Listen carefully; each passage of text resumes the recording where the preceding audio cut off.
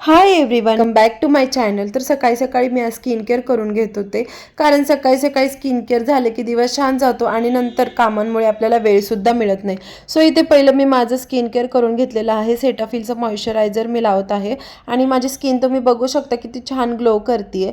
So हे सेटाफिलचं moisturiser all skin suitable आहे, तुम्हीसुद्धा नक्की लावा, छान आहे हे स्किनसाठी. नंतर देवपूजा केली. अध्याय अजून काही उठला नव्हता. माझी कपडे वॉश करून झालती आणि सोबतच गोधडीसुद्धा वॉश केली होती.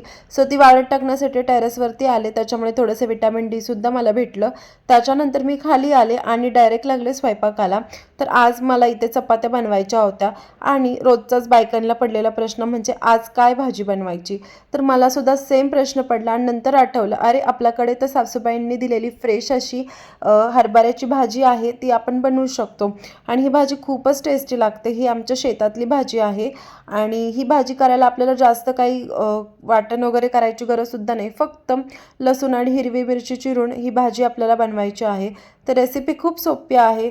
मस्त तेल गरम करून त्याच्यामध्ये लसूण आणि मिरचीची फोडणी द्यायची आहे आणि नंतर ही भाजी टाकायची आहे. आणि हां, ही भाजी आहे ना वॉश करायची नाही, त्याच्यामुळे त्याची चव निघून जाते. साईड बाय साईड इथे अध्यायसाठी पाणी तापवलं होतं, कारण अध्यायचा उठायचा टाईम झाला होता आणि दूधसुद्धा तापवून घेतलं. त्याच्यानंतर अध्याय उठला, छान असा फ्रेश झाला. त्याची आंघोळ वगैरे झाल्यानंतर आम्ही दोघांनी जेवण करून घेतलं, त्याचं टिफिन पॅक केलं आणि नंतर आम्ही निघालेलो आहोत स्कूलला जाण्यासाठी. तर हा आहे अध्यायच्या स्कूलचा रस्ता. सकाळी सकाळी खूपच धावपळ असते बायकांची. सो माझा अर्धा दिवस तर असाच संपतो, त्याला घरी आणायला 3:30 वाजतात, तिथून पुढं पुढची काम. सो इथे आता मी अध्यायला स्कूलला सोडलेलं आहे आणि ही आहे अध्यायची स्कूल. हा व्हिडिओ जर तुम्हाला आवडला असेल तर लाईक शेअर सबस्क्राईब करा. भेटूया उद्याच्या एका नवीन ब्लॉगमध्ये. बाय.